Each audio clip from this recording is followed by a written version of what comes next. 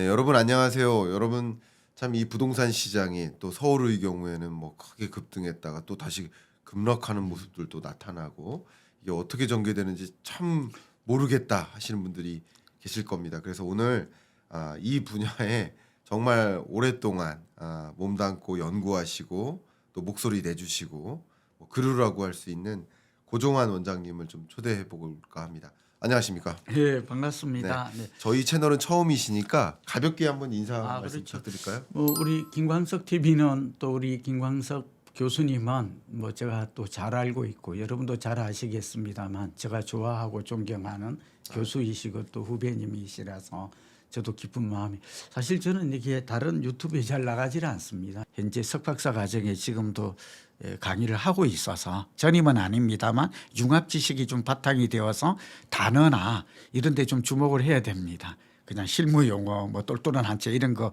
잘 좋아하지를 않아요. 네. 그 용어가 있어요. 네. 슈퍼 부동산이라는 네. 어쨌든 그런 용어가 그래서 오늘 키워드 위주로 또 그다음에 이제 본질적 내용 위주로 또 학술에 기반해서 네. 그러나 명확하게 네. 그렇게 한다면 여러분이 아마 들으신다면 조금 어려울 수 있지만 그러나 실질적인 여러분의 문제 해결에 도움이 되는 방향으로 설명하겠다는 말씀을 미리 드립니다. 너무 좋은 말씀이시고요. 그 말씀 속에 전 굉장히 강하게 공감하는 거 하나는 공감의 여지도 사실은 필요 없을 수준이지만 저는 부동산은 당연히 과학이다라고 생각합니다. 그렇죠. 그러니까 왜냐하면 이 학문 영역을 둘로 구분하는데 하나가 소위 자연과학, 내추럴 사이언스, 그렇죠. 그리고 나머지가 사회과학, 소셜 사이언스. 그렇죠. 그 사회과학 안에 경제학도 있고 부동산학도 있는 거죠. 경영학이나 그럼 당연히 과학이죠. 이 모두가 사이언스고 내추럴 사이언스냐 소셜 사이언스냐의 차이인 거지. 그렇죠. 당연히 과학이다라고 저는 먼저 의견을 드려봅니다. 그럼요. 우리 김 네. 교수님께 오늘 제가 이제 좀 즐거운 마음으로 온 것도 다른 데는 거의 뭐 아주 유명한 것도 사실은 초청이 많아요. 그러니까 안 오는 이유는 저의 생각은 제가 원래 이제 삼성의 그룹 공채 23기거든요. 이거 네. 하는 거는 그다음에 한국통신 부동산 전문가가 아니에요. 김 교수님하고 이제 같이 우리는 연구자고 또 학자를 지향하고 하니까 그런데 그래서 저는 본래 부동산을 공부했던 사람이 아니에요. 1세대에 속하기는 나이 때문에 하지만 네. 이제 본래 삼성물산에 있다가 여기서 배운 게 1등주의예요. 그리고 이제 과학이라고 말할 수 있는 여기는 교육을 중시 여겼어요. 네. 제가 삼성그룹에 그다음에 한국통신에서 제가 인사부장을 하고 KT죠. 예. 이게 두 개가 더 진정인데 예. 그러니까 대기업과 공기업에서 배운 게 있어요. 네. 그게 뭐냐면 과학은 객관적 근거를 가질 것, 그렇죠. 인과성일 것, 네. 그다음에 분석과 예측을 할 것. 네. 이걸 제가 배운 게 부동산에 와서 저는 본래 사람 전문이었거든요. 네. 대상이 부동산으로 바뀌었어요. 그렇군요. 그래서 과학의 어뜸은 의학이에요. 네. 그래서 오늘은 안 가져왔습니다. 가져올 걸 급하게 오느라고. 그래서 저는 과학이라는 말 속에는 항상 의학에서 진단하듯이 분석하고 예측하는 것들이 반드시 그리고 이제 문제 해결이 들어가요. 오늘 문제 해결까지 갈 거예요. 네. 그래서 어떡한데 정책이 이런데 그럼 나는 어떻게 활용할 것인가. 이게 제가 지향하는 그 과학의 좀 창의성이고 저만의 철학입니다. 네, 그러면 고종환 원장님께서 그동안에 뭐 삼법칙을 강조하시고 성공법칙 네, 그런 게 그리고 있죠. 책을 통해서도 뭐 그런 부분 그렇죠. 많이 살집 강조해 팔집 책이나 부동산 투자는 과학이다 해서 제가 상법칙을 여러 번 소개해서 상당히 반응이 좋았죠. 주셨죠. 그런 책들을 통해서 많이 안내를 해주셨는데 먼저 큰 틀에서 삼법칙, 성공법칙 네. 안내를 한번 해주시면 어떨까? 예, 삼법칙 말씀을 하셨는데 이거는 정말 우리가 필수 지식이다. 첫째는 시기 선택. 부동산은 지금 살 때인가 팔 때인가. 네. 그게 이제 우리 부동산 경제학에서는 경기 예측 변동 논리에서 잘 나와 있고요. 두 번째는 지역 선택이 중요합니다. 네. 그러니까 이 지역은 앞으로 내가 주거를 이동해서 관심 있게 투자할도 땅값과 집값이 오를 지역인가. 네. 이제 세 번째는 어쩌면 두 번째도 관련이 있는데 입지가 될 것이고요. 그다음에 세 번째는 구체적인 활용 점정 단계로 아파트인 경우는 아파트 단지까지 나와야 되겠죠. 네. 이 여러 아파트 중에 어떤 아파트가 뜰 것인가 그리고 이제 무엇보다도 싸게 사야 되겠죠. 이게 합해서 이제 3법칙인데 하나씩 지금부터 설명을 드리도록 하겠습니다. 네. 그다음에 부동산에 대한 과학 지식도 크게 두 가지가 있어요. 하나는 필수 지식이 있고 선택 지식이 있어요. 네. 근데 제가 좀 아쉬운 후배들이나 이 비판 목적이 아니에요. 네. 저는 1세대고 또 나이가 많으니까 또 교수를 하는 이제 제자들한테 늘 근데 자기가 알고 있는 주관적 그 선택 지식을 과장하는 경우가 너무 많아요. 예, 그래서 이거 하나. 그다음에 이제 지금 질문에 대한 답은 이걸 알아야 우리가 이제 접근 방식이라고 그러죠. 과학이라고 부르려면 과학적인 접근 방식과 툴이 있어야 돼요. 그럼요. 그냥 무조건 내가 말하니까 과학이다 이러면 안 되는 것이죠. 예. 네, 그래서 우선 첫 번째는 부동산의 우리가 얘기가 세 가지인데 부동산의 경기 변동 예측이라고 그래요. 네. 이게 사이클이 있어요. 네. 현황이 있고 예측이 있겠죠. 그렇죠. 그런데 이게 단기, 중기, 장기로 봐야 돼요. 네. 우선 저희의 대화 속에 단기라는 말이 나올 때는 1, 2년이에요. 네. 저 말 속에 네. 중기입니다라고 말하면 이거는 4, 5년이에요. 4, 5년. 예, 그리고 장기입니다 말하면 10년이에요. 네. 이거는 딱 정해진 건 아니지만 얼추 그렇게 돼요. 네. 그다음에 초장기가 있어요. 예. 뭐 건들 150년 살도 있거든요. 네. 근데 여기까지는 우리가 살아 있지도 않으니까. 네. 근데 이 말 속에 오늘 강조점은 단기 변동에 너무 연연하면 안 돼요. 네. 우리가 단기와 중기와 장기의 사이클이 있어요. 네. 이 사이클은 특히 장기 사이클을 주목해야 돼. 10년. 우리나라는 10년 주기설이 있어요. 네. 9년에서 12년. 네. 이걸 우리는 슈퍼 사이클이라고 해요. 자동차, 반도체. 오늘 단어가 오늘 이게 이제 시작하자마자 좀 여러분들에게 시장을 어떻게 읽을 것인가. 지금의 변화만 놓고 보면 몹시 지금 김 교수님도 혼란스럽다고 그러셨죠. 네. 맞아요. 예. 그러나 이게 중기나 장기 사이클에서 비춰보면 이상한 게 아니에요. 네. 그게 그대로 흘러가고 있는 거예요. 네. 좀 이해가 되시죠? 예, 예. 네, 그렇게 돼 있고 두 번째는 그러니까 사이클이 있구나. 그런데 단기 변동 사이클은 이거는 혼란스러울 수 있고 변동성이 많아요. 그러나 큰 사이클, 빅 사이클이라고도 하고 슈퍼 사이클이라는 말을 많이 오늘 그게 9년에서 12년이에요. 그러니까 한국은 예를 들면 5, 6년 상승하면 주택이 그러해요. 5, 6년 상승하면 4, 5년 이걸 제가 최초 주창자거든요. 네. 그런데 이게 일본의 15년설, 미국의 20년설에서 제가 착안한 거예요. 네. 고종환이 전제가 아니에요. 예. 저는 그 일본하고 미국 책을 좀 공부를 좀 많이 가르쳐 주는 사람이 없으니까 그렇죠. 연구 보고서 논문이 없으니까 네. 한양대가 나오기 전까지는 건국대밖에 없었으니까 네. 하여튼 그런 한계가 있었. 이 말을 하려는 게 아니라 네. 연구자가 별로 그러니까 스카이 대학에 부동산화가 없다는 건 굉장히 뼈 아프고 네. 국민들로 봐서는 굉장히 아쉬워요. 네. 그러니까 좋은 대학에 뭐 한양대, 건국대도 좋죠. 그러나 좋은 대학에 가르치는 교수가 없어요. 학과가. 그렇죠. 공부하는 학생이 없어요. 네. 그러면 거기에 핵심 인재가 배출이 될까요? 이것도 국가적으로 잘 생각. 그건 우리나라 자산의 75%가 네. 부동산이에요. 네. 그리고 내 집 마련은 모두의 절실한 꿈이에요.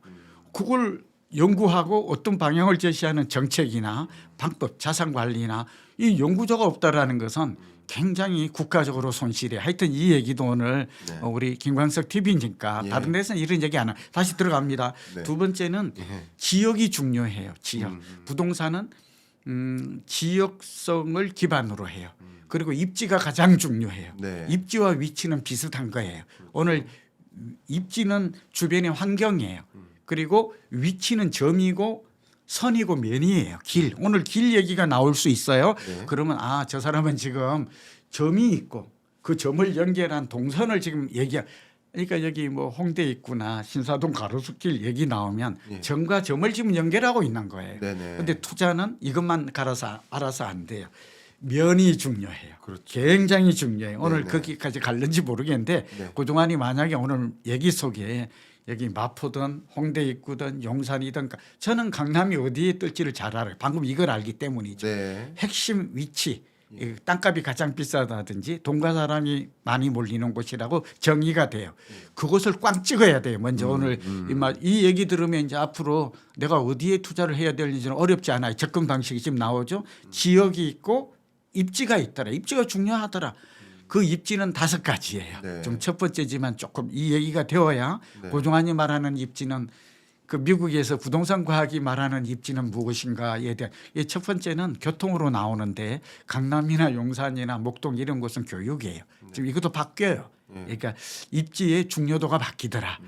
그러니까 교육, 서울은 교육, 교통 이렇게 되고 세 번째가 쇼핑이 의외로 요즘 이커머스도 있고 그렇지만 쇼핑이라든지 이런 것들이 좀 중요해. 상권의 발달이. 그다음에 이제 우리 요즘 이제 힐링이라고 그래서 공원 한강이 뜨는 이유도 사실은 조망도 있지만 공원이 주는 효과거든요. 이걸 그린 인프라라고 그래요.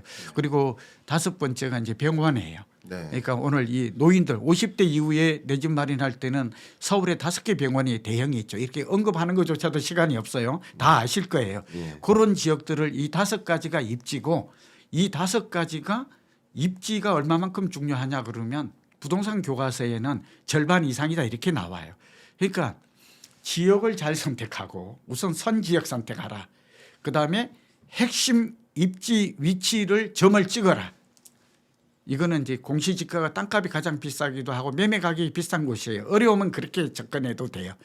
그러고 나서 그다음에 내가 가진 부동산, 내가 살려고 하는 부동산이 그러니까 이제 상위 이동해야 돼요. 상급지. 우리가 이제 상급지, 중급지, 하급지란 말은 과학 용어가 아니에요. 네. 똘똘한 한테처럼 만든 용어인데 예. 그래도 이해하기는 쉬워요. 3등분을 할 때. 그래서 주거는 상향 이동에 항상 방향을 정하라. 오늘 제가 어느 지역이 좋다라고 만약 말을 한다면 상급지에 해당하고 내가 사는 주거지보다도 지역 이동이 상위 지역인가 성장 지역인가 여기에 대한 선택이 먼저 이루어져야 돼요. 아파트 단지부터 선택하면 안 돼요. 이건 굉장히 중요한 얘기고 이건 필수 지식이에요. 그다음에 핵심 입지와 가까운가 그 영향권에 있는 아까 5가지 요인도 말씀드렸죠.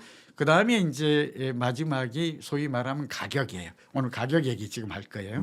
그런데 가격과 거래량은 동전의 양면이에요.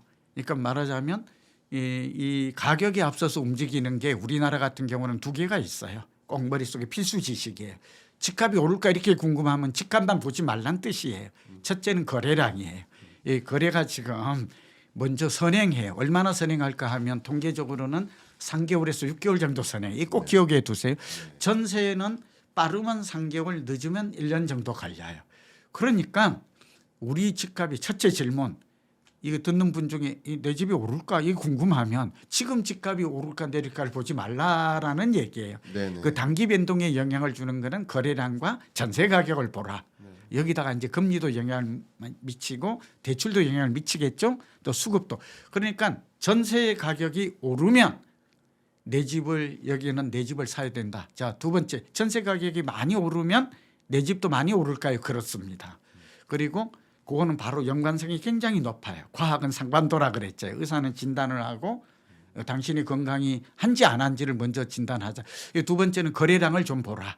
오늘 거래량 얘기를 지금 또 할 거거든요. 전세 나왔고 거래량 나오고 같이 묶어서 본다면 우리는 쉽게 그다음에 이제 사는 방법이 이제 총괄을 하고 지금 얘기를 하나씩 나가면 나머지 얘기는 짧게 갈 것 같아요. 무슨 얘기냐면 이제 오늘 분양을 받는 방법도 있고 첫째는 급매를 사는 방법이에요. 이것도 한 10% 싸게 사요. 1-20%. 그러니까 거래량과 전세를 보면 그리고 이제 정책의 변화, 토호제라든지 이런 걸 보면 지금 사야 될 때인지 아닌 때인지는 너무 쉬워요. 단기 파동을 보아도 중기까지 같이 보면 더 좋겠죠. 그렇게 볼 수 있고요. 두 번째는 방법론에 이제 들어간다면 급매를 사도 서울의 아파트 한 채당 가격이 14억이거든요. 강남은 지금 30억이에요.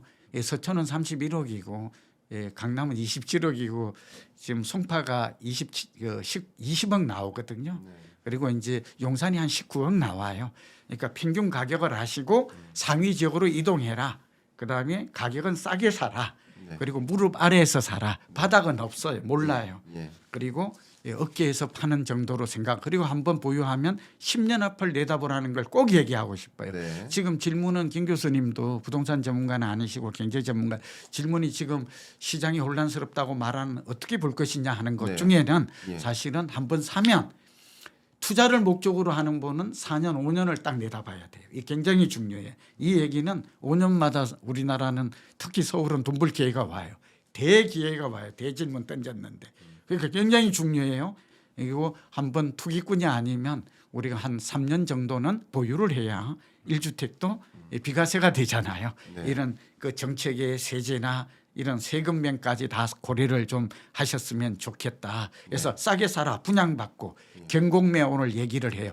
올해는 경공매로 내 집만에 싸게 살 수 있는 정말 이런 기회가 별로 없거든요. 네. 경제는 안 좋고 부동산도 일부 안 좋을 수 있거든요. 예. 그러니까 이제는 지방도 좀 관심을 가져라. 지역별로 양극화가 일어나고 이런 모든 것 지금 제 말 속에 세 가지 선택, 시기 선택하라. 예. 그거는 알 수 있다. 모른다가 아니에요. 이렇게 중구난방으로 되는 거는 공부를 안 해서 그래요. 솔직히 부동산 경제학도 잘 발전, 부동산학과 경제학의 융합 학문이에요. 잘 발전되어 있고요. 두 번째 지역 선택하라. 이 지역은 앞으로 뜰 지역인가? 흔히 말하지만 그건 오늘 또 네 가지를 가지고 말씀드릴 거예요. 네. 그다음에 세 번째는 개별 단지까지 가야 돼요. 네. 그 개별 단지까지 가고 그다음에 우리는 싸게 사야 돼요. 네. 그 방법이 잘 조화가 이루어질 때 내 집 마련뿐만 아니라 자산이 쑥쑥 자랄 수 있습니다. 좋습니다. 네. 네. 이렇게 고종 원장님께서 정립해 놓으신 이 3법칙의 기초에서 이제 지금의 부동산 시장을 한번 제대로 이해해 보는 시간을 가지면 좋을 것 같은데요. 대질문입니다. 많은 분들의 질문이 이거예요. 최근 서울 수도권을 중심으로 가격이 급격히 상승하다가 또 이 토호제를 해지했다가 다시 도입하는 과정에서 급격한 조정이 또 있었습니다.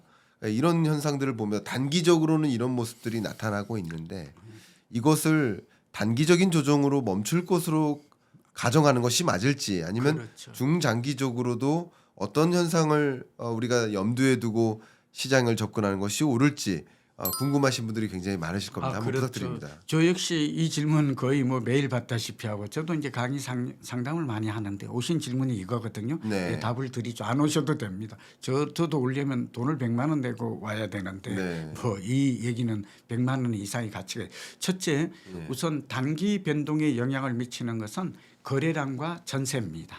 그리고 여기에는 정책의 변화가 큰 역할. 그러니까 최근 들어서는 우리가 부동산 시장에 영향을 미치는 요인이 한 10가지라는 정도를 우선 알아두면 좋습니다.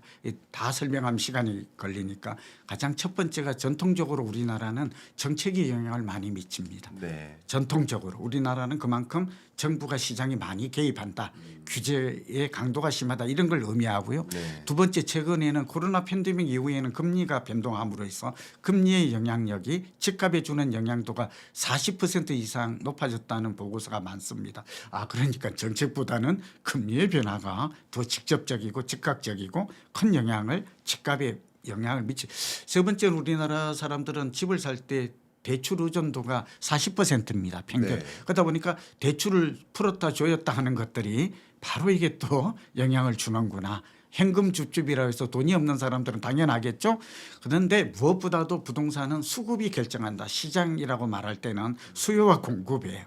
그러니까 적정한 주택은 적정한 공급 물량이 있어요. 서울 같으면 아파트가 한 4만 가구가 적정해요. 근데 4만 가구 이하로 가면 적정 공급량이 아니죠. 그러면 전세가 오르겠죠. 전세가 오르면 어떻게 돼요? 매매가 올라요. 이 원리를 꼭 이건 너무 당연해요. 시차가 있고 전세가 많이 오르면 집값이 많이 올라요. 그다음에 거래량이에요. 이 영향을 거래량은 심리에 영향을 미쳐요.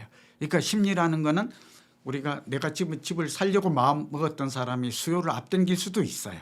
자, 다시 정리하면 2월 12일 날 서울만 예를 들면 네. 이게 토호제를 풀었어요. 저는 이게 결정적 실수라고 봐요. 왜냐하면 우리가 지금 단기 변동만 놓고 보면 그런데 좀 넓혀보자고요. 스펙트를 보면 집값이 작년에 3월부터 9월까지 강남은 2월부터 올랐거든요. 한 6개월 7개월 올랐는데 이게 5 내지 6% 서울은 올랐고 강남은 꽤 많이 올랐어요. 그래서 작년의 변동을 봐야 돼요. 이게 연장선상에서. 그래서 올랐어요. 그리고 10월부터 시작해서 1월까지는 안정이 된 게 맞아요. 그런데 오르고 난 뒤에 숨고르기 장세가 나타나는 건 너무 당연하죠. 주식이든 주구장창 오르는 건 없죠, 이 세상에. 그렇지. 네, 그다음에 비수기였어요. 그래서 일단 10월, 11월, 12월, 1월 안정이 된 건 맞아요. 안정이 됐다라는 거는 거래도 안 되고 가격도 안 올랐거든요. 네. 근데 서울시가 오판을 한 거예요. 정책적 오판을. 뭐죠? 4개월 안정된 걸 보고 아 이제 서울은 안정됐네 이렇게 생각한 거예요. 아니, 네. 발표를 그렇게 했잖아요. 그렇죠. 그래서 풀어준 거예요. 맞아요. 이제 강남도 이게 이제 장삼 대청이 이게 대표적이죠. 이게 실수라는 거예요. 왜 그러냐? 시장이 안정됐다고 판단하려면 우리 연구자나 학자들은 적어도 1년을 봐요. 최소 6개월. 그래서 이때 해제를 올해 하반기 6월 이후에 했었으면 참 좋았어요. 적어도 시장이 안정됐다고 단언을 하려면 적어도 6개월에서 1년 안정돼야 되는데 오 시장이 모르겠어요. 대선 때문이다 이런 얘기가 나오니까 그까지는 제가 모르겠고 그냥 오판을 했어요. 재산권 침해니까 풀어줘도 되겠다. 네. 그런데 생각해 보세요. 또 하나가 있어요. 아까 장기 이론을 먼저 말한 이유가 있어요. 예. 부동산 경기는 2014년부터 올라서 요 앞에 장기 사이클이에요. 2014년부터 바닥에서 실은 강남은 13년부터 올랐어요. 네. 예, 강남이 먼저 오른다는 걸 지금 알 수 있어요. 예, 그리고 올라서 2021년 10월을 꼭 기억해요. 10월에 고점을 찍었어요. 네. 물론 중간에 매년 오른 것은 아니었어요. 오르다 내리다 이 작은 파도가 있어요. 그렇죠. 그래서 아까 제가 단기와 장기를 자꾸 구분한 이유가 작은 파도를 보면 놓쳐요. 그래서 어쨌든 그 얘기는 다시 하고 2021년 10월에 고점 찍고 그 뒤부터 얼마나 올랐느냐 14년부터 2021년까지 역대급 상승을 했어요. 6년 이상 장기 상승했고 이때 집값이 오른 게 재건축은 3배가 올랐고 서울의 아파트는 2.5배가 올랐고 수도권은 2배가 올랐고 지방까지 다 올랐어요. 네. 이것도 설명하면 또 자세하게 통계 말할 수 있는데 그러니까 많이 올랐으면 그다음에 고점을 찍었으면 김 교수님 질문 던질게요. 우리 네. 어떤 일이 벌어질까요? 많이 올랐으면 세 가지 생각을 해볼 수가 있어요. 그때 얼치기 전문가들 얘기를 다시 되돌아보세요. 꼭 보세요. 네. 더 간다가 많았어요. 아니 이제 7년 올랐는데 10년 오르지 말란 법이 있냐고. 네. 지금은 오를 수밖에 없고 오늘이 제일 싸다면서 많이 들어보셨잖아요. 네. 방송 네. 이런 누가 했는지도 알잖아요. 그 사람 네. 얘기를 하려는 게 아니라 예. 그런 말이 대세였어요. 네. 서울대 모 교수도 그랬어요. 이제 갈 수밖에 없다고. 네. 근데 심리적으로는 다 그래요. 근데 제가 경제학은 달라요. 그렇게 말할 때가 가장 6년 이상 오른 적이 없었다니까. 우리나라 3번의 대상승기와 하락기가 IMF가 있었고 97년 말 네. 또 한 번이 2008년에 또 고점이 한 번 있었잖아요. 그런데 그래서 어떻게 됐는가 2년 내렸어요. 이 얘기를 머릿속에 4년을 내려야 되는데 2년 내렸다고 2022, 2023 네.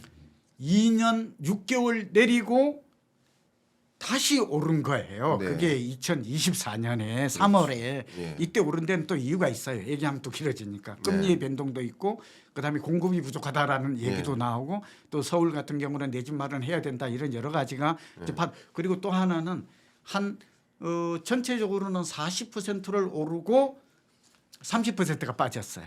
그러니까 말하자면 6년간 오른 게 2년간에 훅 빠졌다고. 예를 들게요. 네. 예, 우리가 엘리트라고 아시죠? 저도 잠실에 살아요. 예. 그래서 엘리트 엘스 아파트가 국민평형이라고 하는 34평이 28억 갔다가 작년에 떨어졌을 때 초에 18억 6천까지 떨어졌어요. 이걸 어떻게 알까요? 예, 저는 이제 공인중개사협회 고문도 하고 있고 뭐 어쨌든 국토부라든지 이런 걸 많이 하고 알 수밖에 없는데 9억 떨어졌어요. 네. 그럼 단순 계산해보죠. 30% 떨어졌어요.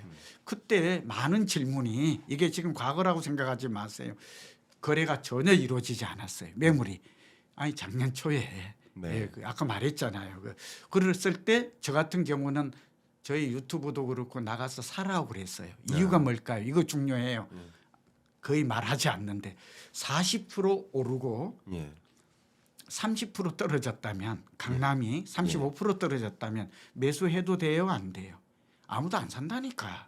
그런데 이 정도 떨어졌으면 과거의 경험에 떨어지면 거의 무릎으로 봐도 돼요. 더 추가 하락해도 5%밖에 안 남았어요. 네. 그래서 저의 친구들이 자식 준다고 해서 이건 뭐 자랑이나 이런 거 아닙니다. 예. 사례가 해서 제가 이거 사라 했더니 18억 6천 됐다가 지금 30억이 된 거거든요. 네. 아니 이제 1년 정도 됐잖아요. 그러니까 1년 만에 그 10억을 본 거는 그럼 괜찮지 않아요? 네. 그래서 오늘 사이클이 얼마나 무섭고 슈퍼 사이클을 주목해야 되는지 네. 이 얘기하고 그다음에 지금은 이제 풀었더니 스프링 효과가 나타난 거예요. 네. 규제를 강화하면 아무래도 거래가 줄어들고 구매 심리가 약화되겠죠. 네. 그랬었다가 풀어주면 어떻게 이게 서울시가 실패한 거예요. 네. 스프링처럼 튀어올라요. 네. 그리고 이사철을 앞두고 풀었다는 게 이거 굉장히 위험한 일인 거거든요. 그러니까 이런 일이 벌어졌고 그리고 다시 지정한 거는 늦었지만 잘한 거예요. 그랬더니 그 이후에는 강남과 용산은 내려요. 당연히 조정되죠. 네. 그 대신 풍선 효과 나타났다. 다시 좀 이어지면 풍선 효과가 어디로 나타나냐 이것도 굉장히 중요해요. 저 같은 경우는 그러니까 인접 지역에 나타나요. 이걸 영어로는 네이버훗 이펙트라고 그러니까 여러분 이거 듣는 분들은 앞으로 고민할 필요 없어요. 이거 규제했다가 풀어주면 다시 재규제하면 그 수요가 어디로 갈까요? 예측이 가능해요. 선진국 미국이나 일본의 사례는 어디로 가요? 인근 지역으로 가요. 다 지금 얘기합니다. 강남과 서초의 인근 지역이 과천입니다. 그리고 그쪽에 가는 거예요. 송파의 인근이 어디죠? 강동구입니다. 그다음에 광진구예요. 강 하나 건너면. 그다음에 용산의 인근이 어디죠? 성동구예요. 그리고 그 이제 오른쪽에는 북쪽에는 어디가 있어요? 동대문이 있어요. 그러니까 네. 동대문이 지금 뜨는 겁니다. 성수동가 이제. 그다음에 소위 광화문과 이런 쪽에 마포를 꼽을 수 있죠. 여의도는 역시 규제를 강화하고 있어요. 목동은 안 풀렸었거든요. 제주등. 그러니까 이런 쪽으로 지금 수요가 옮겨가서 이쪽의 아파트가 지금 최근에 제가 알기로는 국평 기준으로 최소 1, 2억에서 2, 3억 매물이 없습니다. 그러니까 하려면 빨리 했어야지. 아니 그러니까 분선 효과가 어디로 나타날지 알았던 사람 벌써 2억을 벌었다니까요. 아이고 적지 않은 돈이죠. 우리나라 가계 자산이 4억밖에 안 되는데 그래도 한 열흘 사이에 한 2억 벌면 이게 지금 2억짜리입니다. 제가 말하는. 네. 그다음에 이게 이제 확산이 돼요. 지금 금광구 이제 노도강은 급매물이 없어져요. 한 5천 정도 올랐죠. 5천에서 1억 정도. 이제 서대문가. 그러니까 우리가 도심이 있고 그다음에 중심이 있고 거점이 있다. 그 옆으로 이렇게 확산되더라. 그 얘기를 같이 하고 이거는 이상한 게 아니라 정책의 효과에 따라서 시장이 그렇게 요동치고 있는 것은 당연한 일이다 하는 얘기를 드립니다. 그렇군요. 네. 자, 그러면 이제 단기적으로는 이런 조정이 있지만 네. 이런 조정이 있을 때 오히려 이제 원장님의 고견은 기회라고 판단하는 게 맞겠다 이런 의견이신 거죠. 그렇죠. 제가 네. 오늘 역발상 그게 네. 창의적 사고예요. 네. 어차피 주택은 한 번 사면 10년 보유해야 된다는 걸 거기 그리고 투자 목적은 5년입니다. 4, 네. 5년. 네. 이러면 정말 돈을 많이 벌어요. 네. 이게 조금 버는 게 아니라 제가 오늘 투자의 원리, 네. 과학적 지식에 대한 이건 다 검증된 겁니다. 네. 과거에도 밥만 먹고 이것만 아는 건데요. 이러면 돈 버는 거는 일이 없어요. 근데 다만 이제 정권에 따라서 앞으로 세금 부담, 다주택자 양도세가 있느냐, 또는 이제 보유세를 얼마나 하느냐, 거래 제한을 하느냐, 이제 정책의 변화를 눈여겨봐야 되죠. 네. 그거는 변수지만 부동산 집 하나 가지고 실수요자는 5년마다 예. 지역을 잘 선택하고 입지를 잘 선택하고 네. 그다음에 슈퍼 아파트라고 그러거든요. 이거는 네. 미국에서 슈퍼 리얼티란 말을 써요. 네. 슈퍼마켓이 아니고 그렇게 미국에서는 지역을 말할 때도 슈퍼스타시티라는 말을 써. 우리는 안 써. 그 사람 스타라는 말을 워낙 좋아해서 그런데 그런 지역을 지금 벌써 다 나왔잖아요. 네. 이번에 나왔지만 토지에 지정되고 이런 지역들 네. 부자들이 사고자 하는 곳 가격이 조정을 보이고 있음에도 계속 오르는 곳 우리가 그냥 말하는 똘똘한 한 채. 네. 한 채라는 개념은 좀 애매해서 그런데 이런 지역을 하고 두 번째 똘똘한 한 채 3단계로 네. 이렇게 생각한다면 바로 못 가잖아요. 돈이 없어서. 그런데 가는 방법은 많아요. 그러니까 네. 오늘 아파트가 안 돼. 지역을 선택해야 됩니다. 어떤 사람은 아파트만 자꾸 봐요. 나는 빌라를 안 좋아해요. 나는 연립을 안 좋아해요. 나는 다가구를 안 좋아해요. 이런 말은 투자에 있어서 중요하지 않아요. 그러니까 압구정이 뜨면 예를 들면 압구정이 뜨면 저도 소망교회 강의를 가끔 가는데 현대 아파트가 뜨죠. 아파트가. 그러면 연립이나 그게 다가구라도 사야 돼요. 그건 싸요. 근데 사람들은 그렇게 생각하지 않고 나는 아파트 외에만 근시안적으로 단견적으로 보면 안 돼요. 제가 지금 저 자랑하는 게 아니라 예를 들어서 제가 양재동이나 네. 요즘은 이제 대치동이나 제가 잠실 3전을 많이 하는데 이것도 지금 여러분 도움이 되죠. 이런 빌라 같은 것들은 샀다면 아파트 못지않게 상승률이 왔어요. 굉장히 중요한 얘기예요. 저 유튜브에 그냥 다 나와 있고 책에도 나 무슨 얘기냐면 이 지역이 뜬다 그러면 뜨는 아파트 옆에 연립이나 다세대도 보물이 돼요. 네. 근데 다른 사람이 안 와. 왜냐면 다 싫어하니까 막 전세 사기지 뭐니 해서. 그런데 대지 지분 땅값이 올라요, 집값이 올라요. 그러니까 전세 가격이 올라요, 집값이 오른다. 거래량이 증가하면 많이 증가할수록 집값이 많이 오른다. 땅값을 보라. 이 세 가지 아까 놓쳤는데 이 추이를 본다면 결국은 낡은 주택도 아니 현대 아파트가 오른다는 거는 그 40년 된 건축이 오를 리가 없죠, 그렇죠? 토지와 건물로 구성되어 있으니까 땅값이 오른다는 거예요. 그럼 길 하나 건너서 연립은 올라요, 안 올라요? 아, 오르겠죠. 오르겠죠. 그리고 더 아주 정말 기가 막힌 것은 아파트와 요즘은 주변에 있는 연립이나 단독주택도 통합 재개발이 많이 이루어져요. 대박이 나요. 대박이 나요. 그래서 이런 것들은 갭 투자하고, 그러니까 나도 강남 되겠다고 생각하는 말은 당장 오늘 이 얘기 들으시고 내가 가고 싶어하는 그 핵심 입지, 강남도 딱 정해져 있어요. 뭐 시간이 없어서 다 못하는데 그런 지역을 먼저 정하고 내 돈에 맞추어서 안 되면 오피스텔이라도 갭 투자라도 1.5름 되는 빌라라도 하나 사둔다면 이건 10년 후에 아파트가 생길 수도 있고 그 아파트가 오른다면 나도 밴드웨건 효과를 누릴 수 있다. 오늘 중요한 통찰력입니다.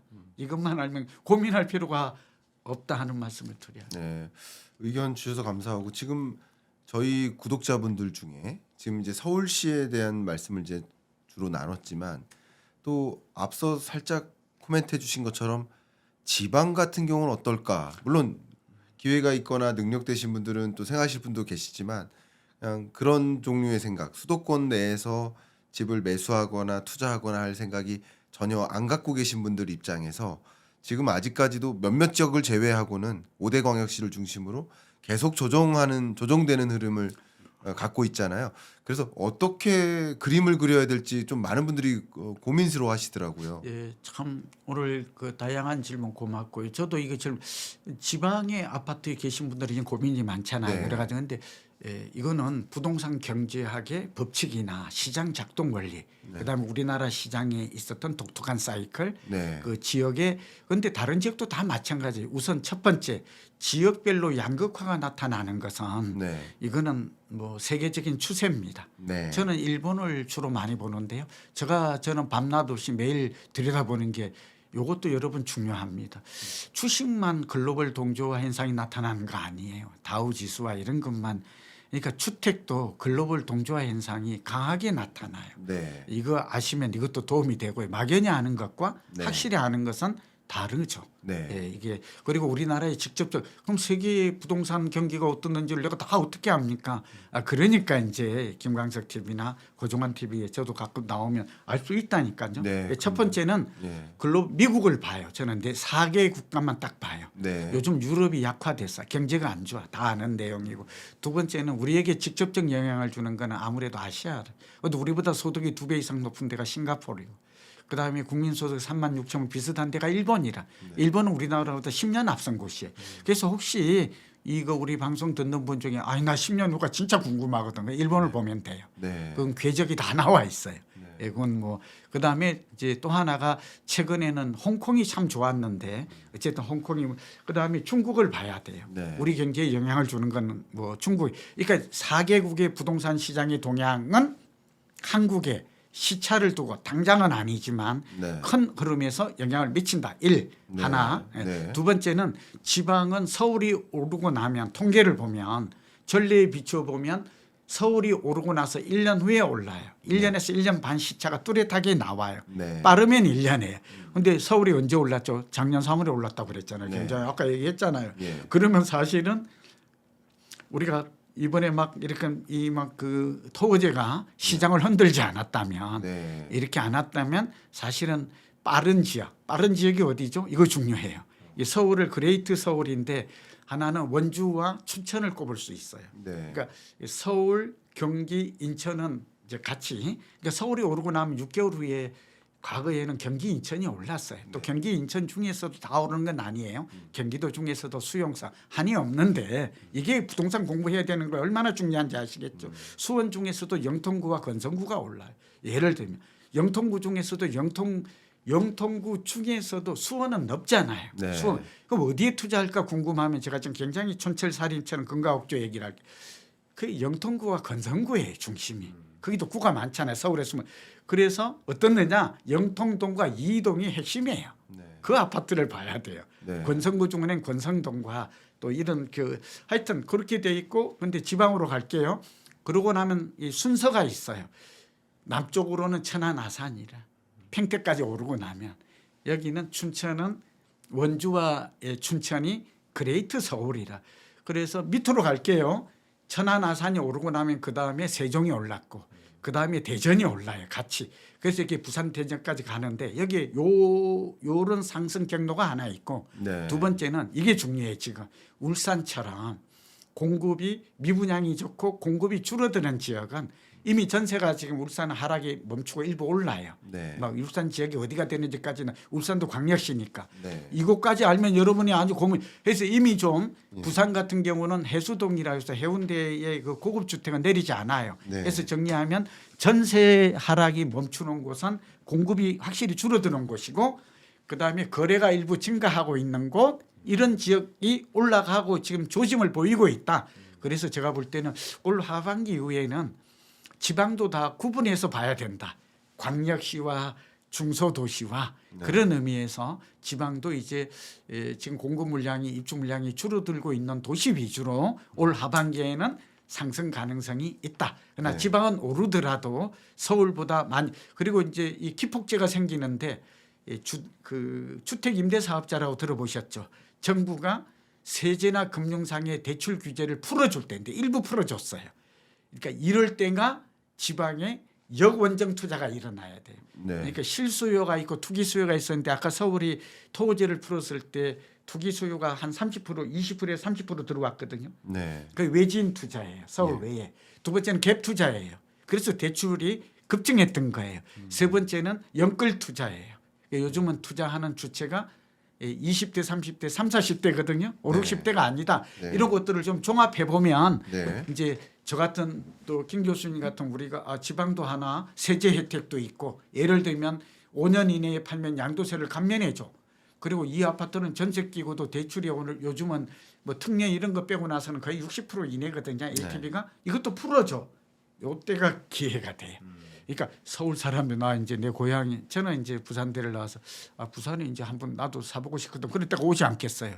그걸 촉발시키는 게 뭐예요? 방아쇠가 정책이고 대출 규제, 세금 규제가 아직 안 나왔어요. 이게 나오면 그때 시장은 변곡점이 되고 급변할 수 있습니다. 네. 올해 하반기 이후에는 자연스럽게 좀 나아질 거다. 그러니까 얼마 남지 않았다는 희망적 말씀을 드립니다. 네. 말씀 감사합니다. 고정원 원장님께서 이렇게 어려운 걸음 해주셨고 고견을 많이 남겨주고 계신데 이런 또 큰 질문이 하나가 있어요. 그리고 또 전세에 대해서도 말씀을 여쭤보고자 합니다. 큰 질문은 지금 약 한 3, 40분 동안 말씀 주셨던 이 큰 흐름을 사실이라고 팩트라고 이제 가정을 했을 때 아니, 사실이죠. 이 팩트를 기반으로 했을 때 나타나는 우리가 그림 그릴 수 있는 현상은 세 글자로 양극화. 그렇죠. 그걸 넘어서 요새는 또 초양극화. 그렇죠? 그러면- 지역별 양극화, 네. 입지별 양극화, 예. 양극화 세 가지가 있어요. 그렇죠. 지역별, 입지별, 그다음에 이제 아파트의 고급화된 것과 그렇지 않은 신축, 얼죽신이라고 하죠. 네. 또 재건축, 얼죽재라고 그러죠. 이런 거에 대한 재료가 있는 것과 없는 것, 그러니까 상승 기대감이 있느냐 없느냐에 따라서 이 세 가지 양극화란 말도 개념을 세분화한다면 훨씬 더 이해가 쉬워집니다. 너무 좋습니다. 네. 그럼 이제 큰 틀에서는 이제 서울 혹은 이제 수도권까지 묶는다면 수도권과 비수도권 간의 양극화가 일어나고 있는 것이고 그리고 설사 말씀하신 대로 하반기부터 비수도권의 가격 상승세가 나타난다 하더라도 수도권 상승세보다는 못 미친다라고 한다면 어쨌든 가격을 비교해 보면 양극화가 전개되는 건 맞는 거예요. 그렇죠? 그렇죠.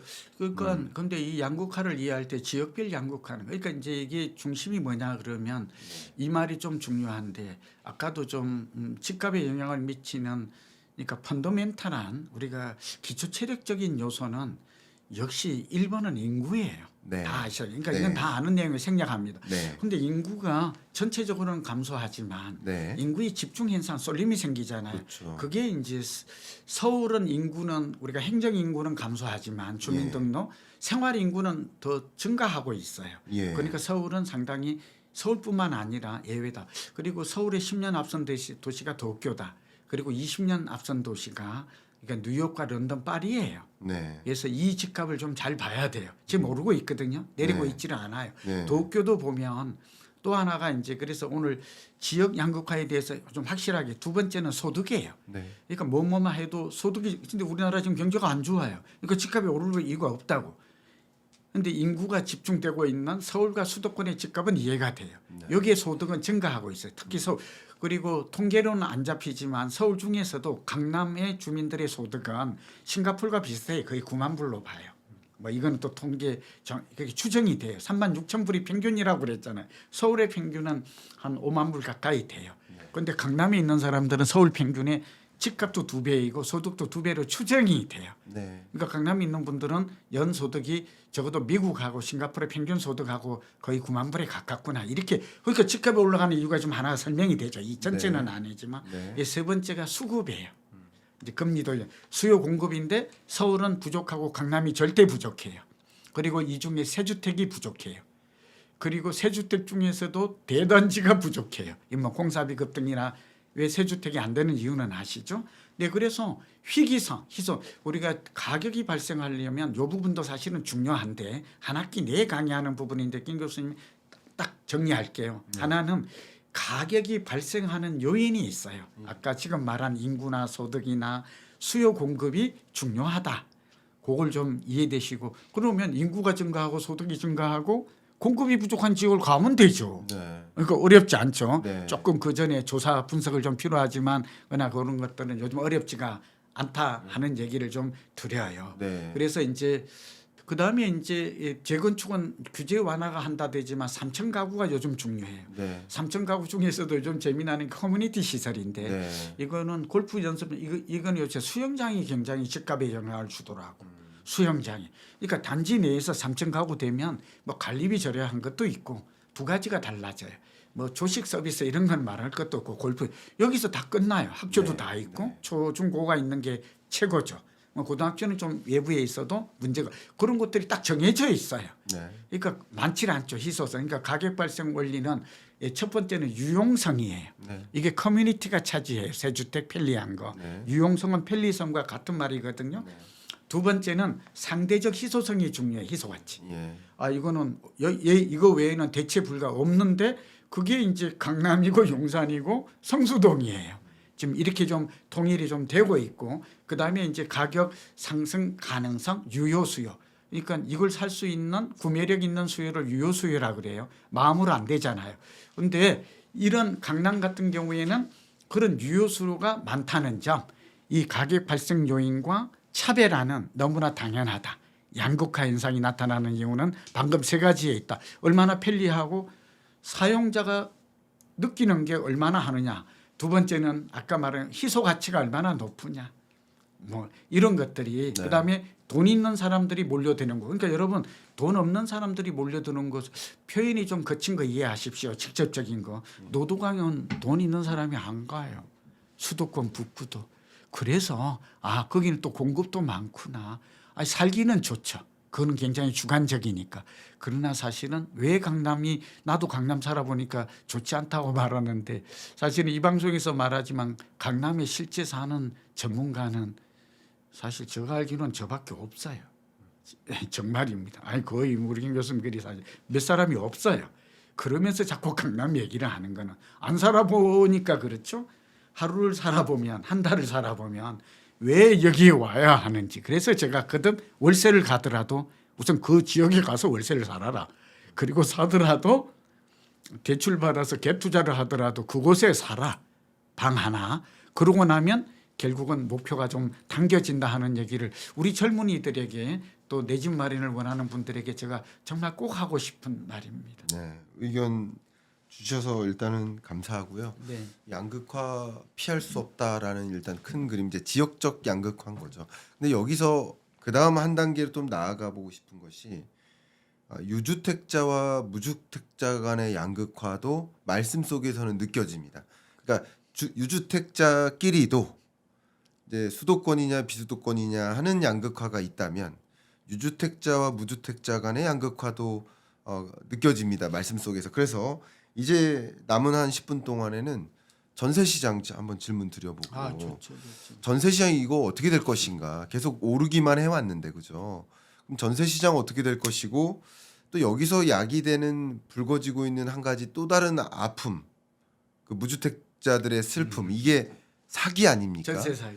이 부분에 대한 피해 예방 대책 이런 것들도 말씀해 주시면 좋겠습니다. 그래서 전세 시장에 대한 의견을 좀 예, 먼저 앞서 제가 참 너무 좋은 질문인데요. 뭐 우리 시청자 입장에서 딱 대변해서 김 교수님은 또 아주 현명하시고 또 석학이시고 연구자시니까 저랑 오늘 그런 질문이 저한테는 저도 듣고 싶고 하고 싶은 좀 얘기죠. 네. 아까 지역을 얘기할 때 시장의 작동 원리를 얘기했잖아요. 네. 과거에. 그러니까 예측이 어렵다. 이걸 모르고 보면 도대체 언제 좋아지는 거야. 네. 이거 서울은 저렇고 이렇게 불만, 소외감만 생기거든요. 그렇죠. 그럴 일이 아니다. 그래. 네.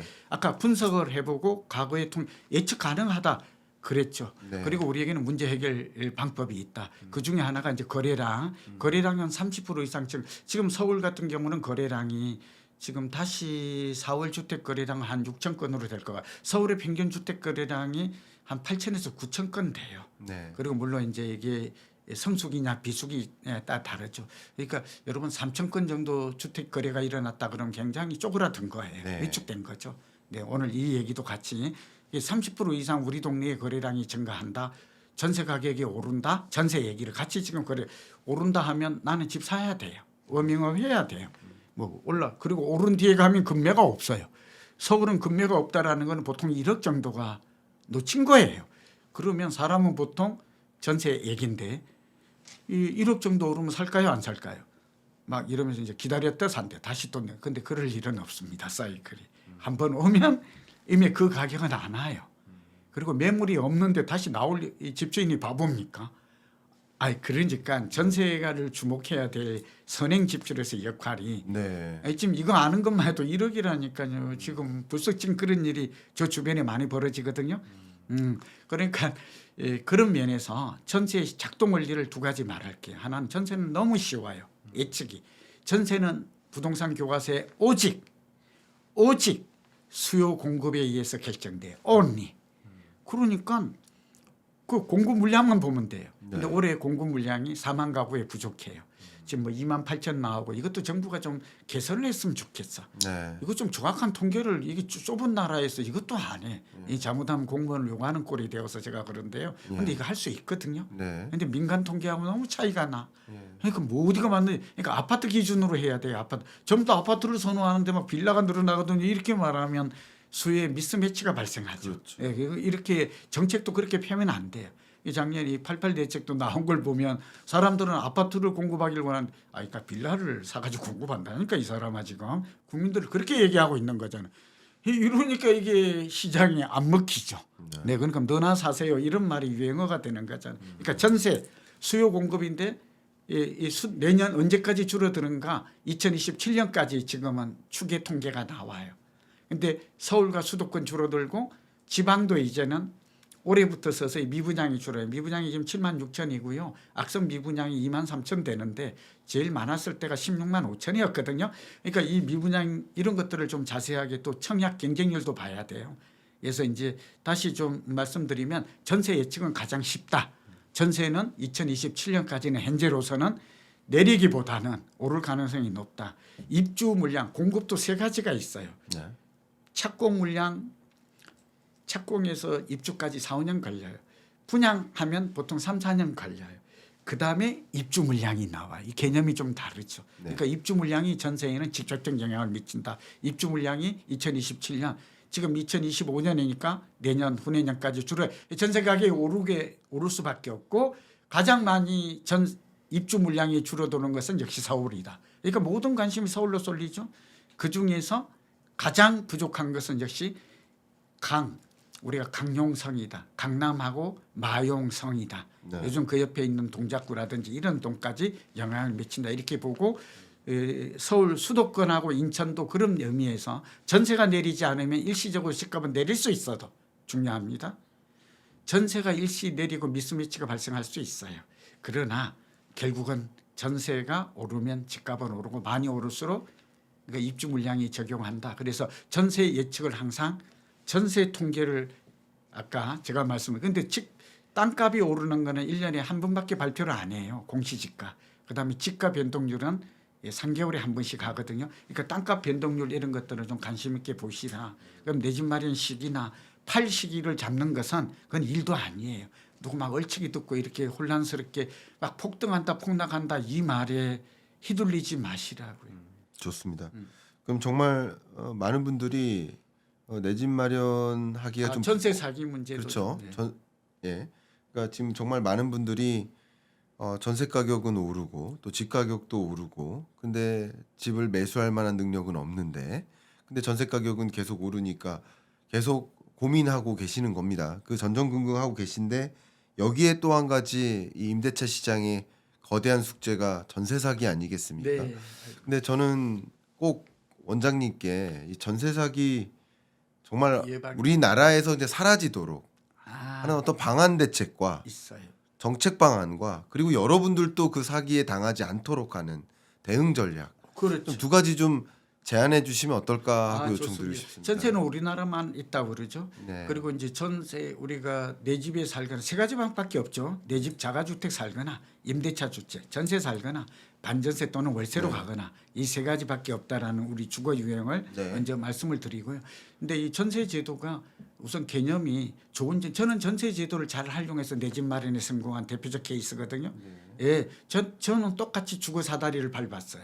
근데 다행히 저는 경기도로 안 가고 잠실에서 이것도 참 중요해요. 예. 여기서부터 작더라도 오래된 낡은 주택을 그게 재건축이었거든요. 네. 재건축이지만 그래서 이제 우리가 전세는 우리나라만 있는 건데 이걸 잘 활용하는 사람에게는 내 집 마련을 앞당기는 주거 사다리의 전략이 될 수 있다. 그렇죠. 예, 그래서 저는 가급적이면 월세 살더라도 그 다음에 돈을 모아서 반전세로 가고 전세로 가라. 다만 지역은 일찍 들어가라. 강남에 간다, 용산에 간다서 되는 곳에 일찍 가야지. 목동에 간다 그러면 뭐 옆으로 갔다가 이것도 하나의 방법은 돼요. 뭐 저기 있다가 광명으로 왔다가 또 여기 왔다 이것도 방법은 되나. 그러나 저는 오히려 직선이 있다. 그냥 사는 게 불편해도 네. 월세라도 그 지역에 먼저가 발을 담궈야 네. 그게 자기의 출발점이 되고 내 집 마련까지 좀 주거 사다리를 앞당기는. 두 번째는 전세는 이제 그러나 전세 월세화가 좀 진행되고 있어요. 이거는 돈이 없기 때문에 젊은이들. 네. 또 하나는 월세 전환이율 때문에 그래요. 그러니까 이게 지금 전세의 월세 과속화는 이어진다. 그러나 이거는 우리 집 없는 서민이나 청년들의 입장에서는 결코 좋은 변화가 아니에요. 예, 이거는 정말 정부도 정책이 전세 자금 대출로 가야 돼요. 그래야지 지금 뭐 90% 이내 해준 것도 저는 썩 잘한 것 같지는 않아요. 물론 따져야 되겠죠. 지금 이제 전세 사기 문제로 이제 돌아갑니다. 그러니까 전세라는 개념을 정확하게 이해할 것. 전세를 잘하면 주거 사다리가 된다. 그리고 전세를 잘하고 투자하는 집주인은 레버리지를 활용해서 돈을 정말 어마어마하게 표현이 어마어마한데 저 많이 봤거든요. 이거 하나 해가지고 500억 번 사람을 사례도 설명할 수 있는데 이 제도 하나만 잘 가지고 전세와 매매와 그 지역에서 이 사이클 타가지고 돈 번 사람 많이 봤어요. 한 일이 없어요. 이게 정말 불로소득인 것 같아요. 그리고 이제 전세 사기가 발생하는 이유 원인은 6가지인데 간단하게 얘기할게요. 우선 첫 번째는 전세 사기를 예방하는 게 중요하잖아요. 그러니까 사기 유형을 먼저 알아야 돼요. 가장 첫 번째는 가장 많이 당하는 게 다 우리가 이제 월세 다세대 빌라라고 하죠. 네. 그다음에 오피스텔 이런 것들이거든요. 네. 근데 또 하나가 근린 주택인데 주택으로 속이는 경우가 많아요. 이거는 전세 보증 보험 대상이 안 돼요. 근데 일반인은 몰라. 중개업자에 가면 네. 그러니까 반드시 건축물 대장상에 네. 주택으로 명기가 된 걸 해야지 건생 같은 것도 주택 개조해서 할 수 있거든요. 그렇죠. 이건 절대 안 된다는 거. 예. 그다음에 신탁 등기에 많이 당해요. 네. 이 신탁 등기는 말은 믿고 맡긴다고 그래가지고 굉장히 좋은 얘기지만 신탁 등기는 한마디로 대출을 받아서 소유권은 내가 가지고 있지만 등기부상에 그 실질적인 주인은 신탁회사예요. 부동산 신탁회사가 가지고 있어요. 네. 그래서 계약을 맺을 때는 신탁회사의 동의나 그쪽과 맺어야 돼. 근데 중개사도 모르는 경우가 많아. 그래서 어떻게 하느냐? 중개사가 일부러 속인다기보다는 이 사람들이 일부에서 오는 것이지 사기를 하려고 중개사 하는 사람은 없죠. 그렇죠. 네, 그런데 이제 중개사도 모르고 신탁 등기니까 믿을만하다. 그러니까 뭐 계약. 근데 거기서 이제 많이 다. 그다음에 세 번째가 가장 중요할 게 공동 담보 가등기예요. 그러니까 우리가 다가구 주택은 공동 주택이잖아요. 네. 내가 들어가고자 하는 다가구 주택도 101호, 102호 이렇게 되어 있어요. 201호. 그런데 전체에 얼마 이렇게 공동 담보가 다른 개념은 이해되시겠죠? 네. 그럴 때는 공동 담보가 들어가 있을 때 내 주택은 평균에서 얼마 정도 경매가 되었을 때 내한테 돌아올 수 있는 우선 변제를 받을 수 있는 금액이 얼마인지 따져볼 수 있어요. 네. 예, 제가 지금 사실은 고맙게 하여튼 요거 하고 그다음에 여기 이런 새 주택 같은 경우는 가격이 불투명해요. 그러니까 아파트는 우리가 거의 완전 시장의 일물일가에 가깝거든요. 네. 그러니까 네이버나 뭐 이런 쪽에 다음에 이렇게 보면 다 나오죠. 직방이나. 근데 이건 나오지를 않아요. 예, 그러다 보니까 사실은 중개사도 잘 몰라요. 그래서 새 주택과 빌라는 한 30% 정도 차이를 보는 거거든요. 가격 차이를. 그러다 보니까 사람들은 젊은이들은 가면 뭐를 가요? 좀 월세가 비싸더라도 새 주택을 선호한다고 그랬잖아요. 신혼부부는. 네. 근데 이걸 기화로 해서 일부 사기가 짜고 해요. 중개사뿐만 아니라 감정평가사, 건물주. 그래서 제 얘기는 마지막 방지하는 방법은 전세 체크리스트를 활용하는 방법이 있고 지금은 다행히 제가 이거는 좀 관심이 있어 질문해 주셨는데 허그라고 있죠. 네. 주택도시기금. 그다음에 이제 그 공인중개사 협회 제가 공인중개사 협회 11만 4천 명 중개사들이 있거든요. 네. 여기 대부분은 사고 예방에 노력하는 분들도 많아요. 저도 그 회장님부터 저도 그다음에 이제 뭐 방송사 MBN 유튜브니까 하고 매일경제하고 저희 한자원이 네. 얼마 전에 전세 사기 예방 캠페인을 벌이기로 했고 네. 저희가 작성한 거는 전세 사기 안심 전세 앱이 있어요. 거기에 예. 거기에 맞추어서 체크리스트를 만들었거든요. 예. 이건 지금 제가 특허를 출원 중에 있는데 그러니까 가계약 단계, 계약 단계, 예. 중도금 지급 단계, 잔금 단계, 그다음에 확인 우리가 이주하고 확인하고 확정일자 받는 단계, 그다음에 보증 단계까지 7단계로 구분해서 네. 중개사들이 이걸 막을 수 있는 방법은 중개사밖에 없어요. 그래도 중개사가 부동산 현장에서 잘 알 수 있죠. 그래서 네. 체크리스트와 매뉴얼을 만들어서 이제 좀 이따가 캠페인이 벌어질 텐데 네. 우리 이게 방송 보시는 분들은 유튜브 보시는 분들은 좀 다 지식인들이고 또 우리 김 교수님 보고 오신 분들이니까 이런 제도가 예방이 사후 대책보다 필요하다. 아까 몇 가지만 6가지만 주의하면 4가지만 소개했지만 네네. 이것만 주의하면 언제든 막을 수 있다. 그리고 지금 체크리스트 매뉴얼 만들고 안심전세 중개사 인증 표시를 할 거예요. 네. 그게 뭐냐? 안심전세 중개사들에게 경기도는 하고 있어요. 안전전세 표시를 해야 계약을 갈 때 믿을 만한 중개사하고 하라고 늘 말하지만 저도 그렇게 근데 믿을 만한지 아닌지 어떻게 알아요? 그러니까요. 중개사들이 짱 많은데 그래서 그 표지가 이제 교육도 시켜주고 체크리스트를 그대로 쓰고 안심전세 앱도 잘 나와 있거든요. 허그에 네. 네. 거기에 하면 제가 볼 때는 98%는 막을 수 있어요.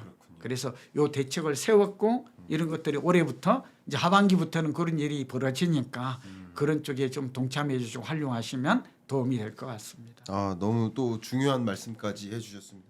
다른 건 몰라도 절대 전세 사기에 당하지 않도록 또 여러분 스스로도 그렇지만 여러분 주변인들도 이런 내용들이 함께 공유가 되면 좋지 않을까 하는 생각이고 네. 해당 말씀하신 내용들 또 말씀하셨던 원장님의 저서들 그리고 원장님이 이렇게 활동하고 계시는 이 허그 링크 이런 것들도 고정 댓글을 통해서 제가 공유를 해드릴 테니까 상단에 고정 댓글 확인해 봐 주시길 아유, 바라겠습니다. 감사합니다. 1시간 정도 넘게 이렇게 달려왔습니다. 근데 우리 고정 원장님께서 사실 여러분 제 다른 의도가 아니지만 얼굴은 정말 50대 후반 같으신데 아이고, 연배가 많으세요. 네. 예, 얼굴이 동안이셔서 그렇죠. 아이고. 근데 먼 걸음 해주시고 정말 그 목청 높여 이렇게 강조해 주실 부분 강조해 주셔서 구독자분들께 참 많은 생각과 인사이트를 주셨을 거라고 생각합니다. 끝으로 좀 여러분 이렇게 대응하세요라는 한 말씀 부탁드리고 마무리할까 합니다. 네, 우선 그 내 집 마련하고 이제 투자 목적 크게 두 가지로 이제 네. 은퇴후에인데 내 집 마련은 서울은 미룰 이유가 없습니다. 네. 다만 이제 서울도 파동이 단기 파동 굉장히 크죠. 네. 따라서 지역 선택을 잘 하시고 네. 이제 신규 분양 받는 게 좋아요. 오늘 그 설명을 못했지만 뭐 청약 저축이나 통장을 이용해서 이제 분양이 많이 나오거든요. 3개 신도시. 요거는 어디로 갈 것인가는 첫 번째는 강남과 붙어 있는 인접적이 제일 좋아요. 하남, 교산. 이건 뭐 선택할 여지가 없어요. 그리고 가장 집값이 비싸고 살기 좋은 곳으로. 근데 이제 점수가 문제가 되겠죠.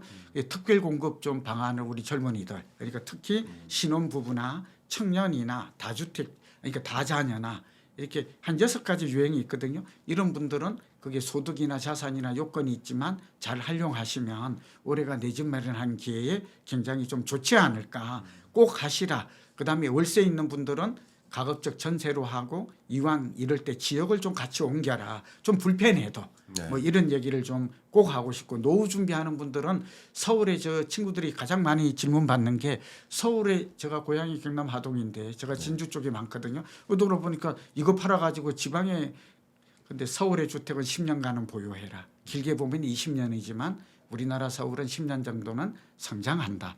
이를 대체할 만한 다른 곳은 없다. 그래서 여기는 놔두고 전세로 가세요. 왜냐하면 10년 후에 서울의 아파트는 2배 이상 오를 가능성이 많아요. 그러나 지방이나 이런 곳에 가면 우선은 뭐 월세 나오고서 그렇게 말하는 얼치기 유튜브가 많아요. 왜 서울에 그걸 가지고 있나요? 집안. 그렇지가 않아요. 우리가 월세도 중요하지만 이건 또 방법이 있어요. 네. 그러나 그 전세금을 이용해서 활용하시고, 서울의 주택은 가급적 저처럼 노년층 은퇴를 앞둔 분들은, 근데 서울도 주택도 교체할 필요도 있다고 말했죠. 상급지로. 그런 주택은 보유하시고 적어도 10년, 20년 후에는 가라. 그래야 자산 가치가 확 달라지기 때문에. 네. 그다음에 주택연금이나 이런 걸 했을 때의 그 내용은 정말 엄청 달라지고, 저는 농지연금 추천해요. 그러니까 주택연금, 국민연금, 농지연금 이런 걸 국가가 보장하는 이 연금 제도야말로 가장 우리 안전판이 된다 하는 말씀도 꼭 드립니다. 내 집 마련은 해야 됩니다. 그러나 그 하는 방법도 경공매도 있고 분양도 있고 급매도 있고 이런 것만 잘 활용해도 돈을 벌 수 있는, 또 내 집 마련할 수 있는 주거 행복을 누릴 수 있는 방법은 너무 많다. 다만 우리가 모를 뿐이다라는 말씀을 드립니다. 네. 우리 원장님의 의견 그리고 여러 인사이트 잘 참조하셔서 여러분이 중요한 의사결정 내리시는데 흐트러짐 없이 잘 결정 내리시길 바라는 마음으로 이상 오늘 경인남과 토론합시다 마무리하겠습니다. 감사합니다. 고맙습니다. 네.